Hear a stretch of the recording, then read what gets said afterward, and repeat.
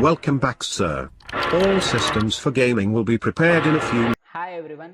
सेटच्या पेपरमध्ये जर सगळ्यात अवघड कोणतं युनिट असेल तर ते युनिट 5 आहे, ज्याचं नाव आहे मॅथमॅटिकल रिझनिंग अँड ॲप्टिट्यूड. या युनिट मधले काही मार्क्स देणारे पॉईंट मी वेगळे काढले आहेत, जे की या व्हिडिओमध्ये आपण कव्हर करणार आहोत. नक्की आज आपण काय शिकणार आहोत ते पाहून घेऊयात. सर्वात पहिल्यांदा आपण गुणोत्तर व प्रमाण कव्हर करणार आहोत. त्यानंतर त्यावर आधारित 2025 मध्ये आलेले 2 प्रश्न आणि 2024 वरचा एक प्रश्न कव्हर करणार आहोत. 2020 सुद्धा आपण प्रश्न इथे इन्क्लूड केलेला आहे. त्याच्या पुढचा टॉपिक आपण कव्हर करणार आहोत तो म्हणजे प्रॉफिट अँड लॉस म्हणजेच नफा तोटा, आणि सोबतच पर्सेंटेज म्हणजे शेकडेवारी हे शिकणार आहोत. त्यावरच आलेले 2023 आणि 21 ला आलेले 2 प्रश्न पाहणार आहोत. सर्वात शेवटी आपण व्याजावर डिस्कशन करणार आहोत. यामध्ये साधं व्याज आणि चक्रवाढ पद्धतीने व्याज यामधला फरक पाहणार आहोत. यावर आधारित काय फॉर्म्युले आणि कॉन्सेप्ट आहेत, आणि या सगळ्या गोष्टी पाहून आपण 2020 मध्ये आलेला चक्रवाढ व्याज पद्धतीवरचा प्रश्न कव्हर करणार आहोत.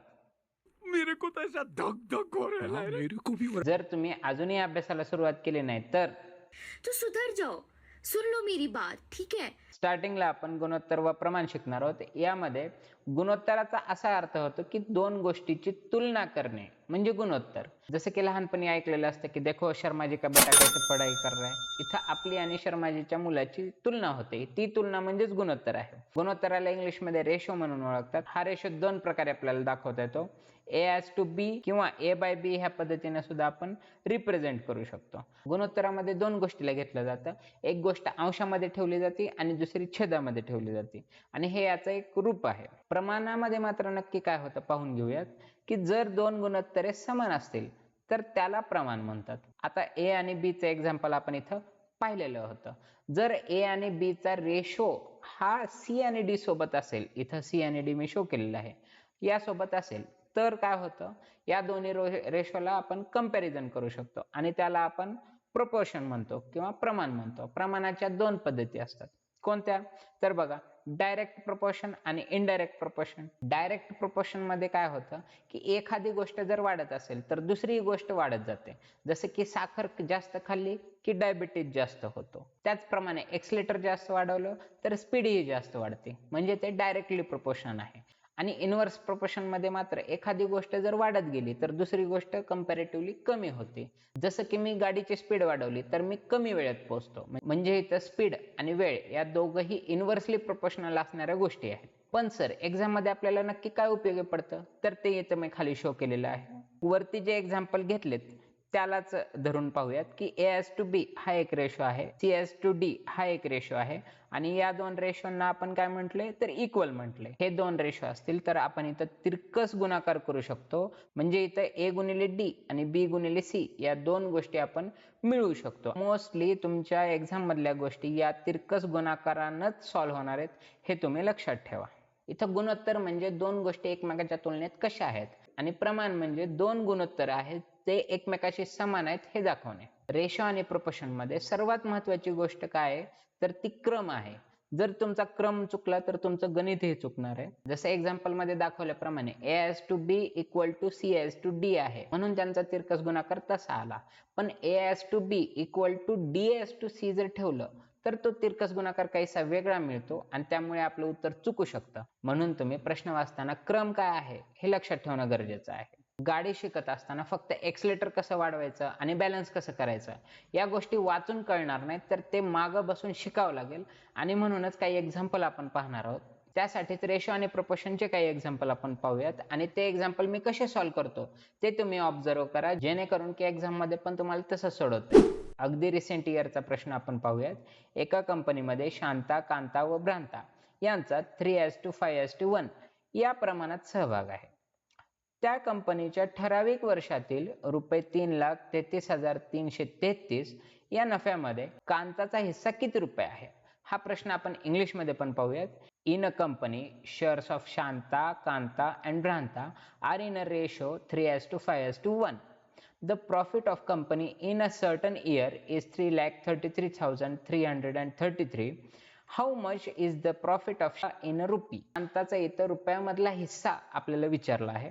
आता हा प्रश्न वाचल्या एक गोष्ट लक्षात ठेवायची की एक पूर्ण चॉकलेट आहे, म्हणजे कंपनीच्या नफ्याला आपण चॉकलेटमध्ये कन्सिडर करायचं.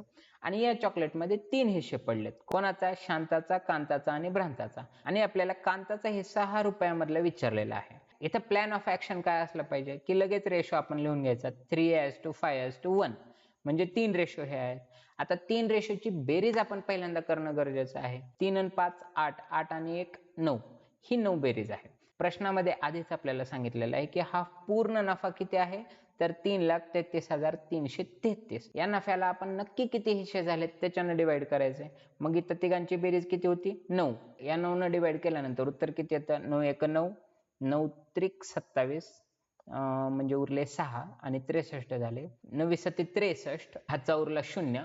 मग पुढचे 3 घ्यायचे, त्याच्या पुढे आपल्याला अजून एक 0 द्यावा लागेल आणि पुढचे 3 आल्यानंतर 33 झाले. मग परत एकदा 9 त्रिक 27, उरले परत 6 आणि 63 झाले आणि 9 7 63. इथं मी क्लिअर करतो सगळं.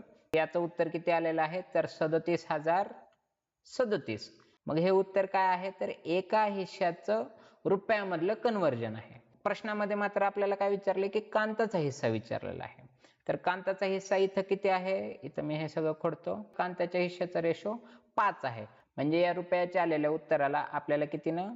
5 न गुणायचं आहे. म्हणजे आपल्याला ओरिजिनल कांताचा हिस्सा इथं मिळेल. मग हे कॅल्क्युलेशन नक्की किती येतं, तर बघा 5 7 35, उरले 5 आणि 3 ह्याच्यामध्ये गेले आणि 5 त्रिक 15, 15 आणि 3 18, म्हणजे शेवटचे 3 आकडे आपले किती असणार आहेत? 185. म्हणजे उत्तरामध्ये ऑप्शन बी हा त्याच्याशी संलग्न आहे. म्हणून आपलं उत्तर आहे ऑप्शन बी. पूर्ण कॅल्क्युलेशन करण्याची इथं गरज नाहीये, थोडीशी स्मार्ट मूव्ह आपल्याला इथं खेळायची. बघा 2025 ला गुणोत्तरावर आणखीन एक प्रश्न आला होता. तो प्रश्न पाहून घेऊयात. एका काटकोन त्रिकोणामध्ये कर्ण h सेंटीमीटर, पाया b सेंटीमीटर आणि उंची t सेंटीमीटर आहे, तर खालीलपैकी कोणते गुणोत्तर सर्वात मोठे आहे? इंग्लिशमध्ये हा प्रश्न रीड करूयात.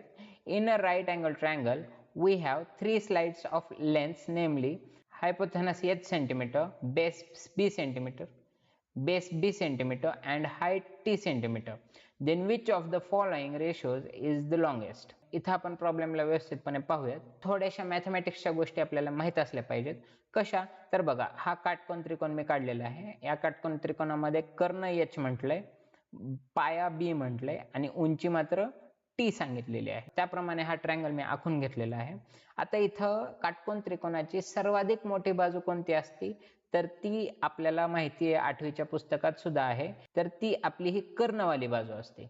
आणि आपल्याला माहिती आहे की जर रेशो आपल्याला मोठा पाहिजे असेल तर आपल्याला वरती म्हणजे अंशामध्ये मात्र काय आहे की मोठी संख्या असणं गरजेचं आहे. या तिघामध्ये सर्वाधिक मोठी संख्या कोणती आहे, तर आताच सांगितल्याप्रमाणे कर्ण ही आहे.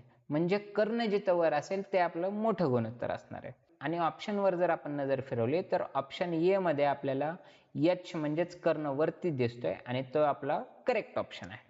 म्हणजेच h/t हा रेशो आपला सर्वात मोठा असणार आहे. आय होप की तुम्हाला हे दोन्ही सोपे असणारे प्रश्न व्यवस्थितपणे कळाले असतील. ज्यानं कोणी 2025 मध्ये गुणोत्तर हा टॉपिक थोडासा व्यवस्थित केलाय, जास्त डीप मध्ये न जाता सुद्धा ओव्हरलुक केलाय, त्याला सुद्धा हे प्रश्न आले असतील. इथं प्रश्नाचे एक्सप्लेनेशन रिप्रेझेंट करताना मी कलर थेरीचा वापर केलेला आहे, जेणेकरून की तुम्हाला त्या गोष्टी कनेक्ट व्हायला जास्त सोपं जाईल. पुढचा प्रश्न आपण पाहून घेऊयात. हा प्रश्न 2024 मध्ये आलेला होता. दिलेल्या x ही किंमत दिलेली आहे, x ची, y ची एक किंमत दिलेली आहे आणि z ची एक किंमत दिलेली आहे. या संख्यापैकी कोणत्या संख्येस 18 ने निशेष भाग जातो असं आपल्याला विचारलेलं आहे. लेफ्ट साइड कडे पण लक्ष देऊयात. Among the 3 numbers x, y and z, which numbers are divisible by 18? 18 न भाग जाणाऱ्या संख्या. आता इथं आपल्याला 18च्या कसोटीबद्दलचा प्रश्न आलेला आहे, म्हणून मला वाटतं की कसोट्यावर सुद्धा एकदा तुम्ही ओव्हरलुक करा. त्यासाठी क्लुप्त्या आणि सूत्रे हे पंढरीनाथ राणेचं एक पुस्तक आहे, किंवा सिम्पली आपण 7वीच्या स्कॉलरशिप मधल्या कसोट्या पाहून जाऊ शकतो, कारण सेटवाल्यांची इथं तीच डिमांड आहे. सोल्युशन कडे आपण वळूयात. इथं आपल्याला 18ची कसोटी माहित पाहिजे. 18च्या कसोटीमध्ये गंमत अशी की ज्या संख्येला 2 आणि 9 ह्या संख्येनं भाग जातो ती संख्या 18 ने सुद्धा डिव्हिजिबल आहे. आता यामध्ये 2 न भाग जाणारी संख्या कशी ओळखायची, तर एखादी संख्या सम असेल तर त्याला डेफिनेटली 2 न भाग जातो आणि 9 न भाग जाणाऱ्या संख्येमध्ये मात्र थोडंसं ट्विस्ट आहे. कसं ते पाहून घेऊयात की ज्या संख्येच्या सर्व अंकाच्या बेरजेला 9 ने पूर्ण भाग जातो त्याला 9 ने भाग जातो. म्हणजे एक्झाम्पल मध्ये समजा 27 ही संख्या आहे, त्याच्यामध्ये 2 आणि 7 ची बेरीज करा, उत्तर 9 आलं आणि 9 ला 9 ने पूर्ण भाग जातो, म्हणजेच 27 ला सुद्धा 9 ने भाग जातो असं समजू शकतो. आणखीन एक एक्झाम्पल द्यायचं झालं तर 99 ही संख्या कन्सिडर करा.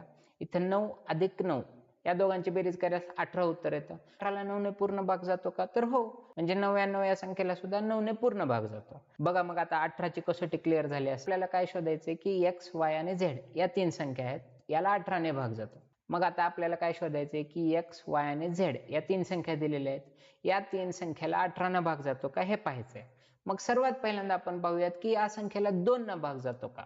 बघा इथं x मध्ये मात्र काय आहे, शेवटी 81 आहे आणि ही सम संख्या नाहीये, म्हणून डेफिनेटली x ला अजिबात 18 ने भाग जाणार नाही. म्हणजे x हा ऑप्शन डिलीट झाला. कुठं कुठे x ऑप्शन आहे, ऑप्शन ए मध्ये आणि ऑप्शन डी मध्ये. आता आपल्याकडे बी आणि सी हे दोन ऑप्शन उरले. आता आपण y कडे जाऊयात. y चा शेवट 18 ने होतो, म्हणजे ही सम संख्या आहे. z चा पण 18 ने होतो, म्हणजे या दोन्ही संख्येला 2 ने पूर्ण भाग जातो. मग आपल्याला 9 ची टेस्ट अप्लाय करावी लागेल. मी काय सांगितलं होतं की ज्या संख्येच्या बेरजेला 9 ने पूर्ण भाग जातो. ओव्हरऑल जर y मी पाहिलं तर यामध्ये 8 आणि 1 या दोनच संख्येचा वापर करून y बनलेला आहे. मग मी काय करेल की 8 आणि 1 असं लिहिल आणि 8 किती वेळा आलं ते मोजेल. बघा इथं 1 2 3 4 5 6 6 वेळा 8 आले, मग इथं मी 6 लिहिन. मग 1 किती वेळा आले ते मोजूयात. इथं 1 2 3 4 5 6 1 पण 6 वेळा आले, मग इथं मी 6 आकडा लिहिन. असा हा टोटल सिनारिओ बनेल. यामध्ये बघा 48 आणि 6 1 6 आणि 48 आणि 6 याची जर मी बेरीज केली तर उत्तर किती येतं, 54. आता या 54 ला 9 ने भाग जातो का ते आपल्याला पाहायचंय. तर 9 सख्खी 54 म्हणजे पूर्ण भाग जातो. म्हणजे इथं आपल्या लक्षात आलं की y ला 2 आणि 9 ने भाग जातो, म्हणून y ही कशी आहे, 18 ने सुद्धा पूर्ण भाग जाणारी संख्या आहे. तसंच आपण z च्या बाबतीतही पाहूयात. त्याचं कॅल्क्युलेशन मी इथं दिलेलं आहे. आता या कॅल्क्युलेशन नुसार यावरून असं लक्षात आलं की z च्या अंकाच्या बेरजेला सुद्धा 9 ने पूर्ण भाग जातो, म्हणून z ला सुद्धा 9 ने पूर्ण भाग जातो. आता 2 आणि 9 ने पूर्ण भाग गेला म्हणून z ला काय झालं, 18 ने सुद्धा पूर्ण भाग गेला आणि म्हणून आपला ऑप्शन नंबर बी हा इथं करेक्ट आहे. इथे ट्रिक काय होती की जो इथं y किंवा z दिलेला आहे त्याची जर पूर्ण बेरीज म्हणजे या अंकाची तुम्ही पूर्ण बेरीज करत बसलात तर ती चुकू शकते. म्हणून तुम्ही 8 किती वेळा आलेले आहेत आणि 1 किती वेळा आलेला आहे हे थोडं स्मार्टली पद्धतीने कॅल्क्युलेट केलं तर तुम्हाला याचं उत्तर इझिली मिळू शकतं. ऑब्विसली मला हे मान्य आहे की सेटच्या प्रिपरेशन मध्ये कुणी कसोट्याचा अभ्यास केलेला नाही, पण हा प्रश्न 2024 लाच आलेला आहे आणि परतही 11ची कसोटी 7ची कसोटी असे काही प्रश्न येऊ शकतात, म्हणून तुम्ही थोडंसं कसोटीला ओव्हरलुक करून जावा असं माझं मत आहे. इथं 2020 ला आलेला प्रश्न पाहून घेऊयात. दयानंदने आपल्या शेताच्या 1/3 भागात ऊस, 1/4 भागात भुईमूग व उरलेल्या 25 एकरामध्ये ज्वारी लावली आहे, तर दयानंदचे एकूण किती एकर शेत आहे. Dayanand planted sugarcane in 1/3 of his farm, groundnut in 1/4 of his farm and jowar in the remaining farm of 25 acres. How much is the total farm in acres to the Dayanand. सोप्या पद्धतीने या गोष्टीचं रिप्रेझेंटेशन मी इथं खाली केलेलं आहे. प्रश्न वाचत असतानाच तुम्ही हे नोट डाऊन करणं गरजेचं आहे. इथं ऊस बघा लाल कलर मध्ये दिलेला आहे, 1/3 भागात आहे. भुईमूग 1/4 भागात आहे आणि ज्वारीला मात्र मी इथं ए म्हटलेलं आहे. या तिघांची बेरीज ही 1 का बरं होईल, तर ह्या पूर्ण शेताला आपण 1 युनिट असं समजलेलं आहे आणि या शेताचेच काही भाग पडलेले आहेत, तेच भाग रेशो मध्ये इथे डिनोट केलेले आहेत. हे पूर्ण शेत हे 1 युनिट असं कन्सिडर केल्यामुळं आपल्याला इथे इक्वल टू 1 द्यायचं आहे. इथे बेरीज केल्यानंतर 1/3 आणि 1/4 ची बेरीज येते 7/12 आणि 7/12 प्लस ए इक्वल टू 1 हे कॅल्क्युलेशन आहे. आणि जर नंतर आपण ए कॅल्क्युलेट केला तर याचं कॅल्क्युलेशन किती येतं, 5/12 असं आलेलं आहे. मग आता लक्षात घ्या की ज्वारीचा हिस्सा रेशो मध्ये किती आला, तर 5/12 आलेला आहे. आता 5/12 हे किती एकर आहे, तर 25 एकर ऑलरेडी आपल्याला प्रश्नामध्ये सांगितलेलं आहे. म्हणून आपण काय कन्सिडर करायचं की हे एकराची बाजू आहे आणि हे मात्र काय आहे, त्याचं गुणोत्तर आहे. इथं पहा क्रम लक्षात ठेवणं फार गरजेचं आहे. ऑलरेडी हे रेशो मध्ये आलेलं आहे, म्हणून सिम्प्लिफाईड पद्धतीने मी इथं त्याला कसं लिहितो की इथं 25 एकर म्हणजे किती, 5वा हिस्सा, कारण ते अंशामध्ये आहे. एकूण किती जे एकर आहे ते म्हणजे 12 हिस्से आहेत असं आपण समजू. आणि म्हणून इथं आपल्याला काय करायचंय, तर तिरकस गुणाकार करायचा. इथं आपल्याला तिरकस गुणाकार करताना 25 गुणिले 12 डिवाइड बाय 5 असं करायचं आहे. 5 5 25 म्हणजे उरले 5 आणि 12 पंचे 60 म्हणजे 60 हे उत्तर आपल्याला इथं मिळतं. मग टोटल शेताचा एरिया किती झाला तर तो 60 एकर झालेला आहे. अतिशय सोपा हा प्रॉब्लेम होता, पण मला असं वाटतं की अशा प्रकारचे प्रॉब्लेम हे वारंवार येऊ शकतात, म्हणून तुम्ही लक्षपूर्वक याची प्रॅक्टिस करा. प्रॉफिट आणि लॉसच्या आपण थोडंसं जवळ आहोत. प्रत्येकाला कुठं ना कुठं प्रॉफिट लॉस झालेलाच आहे.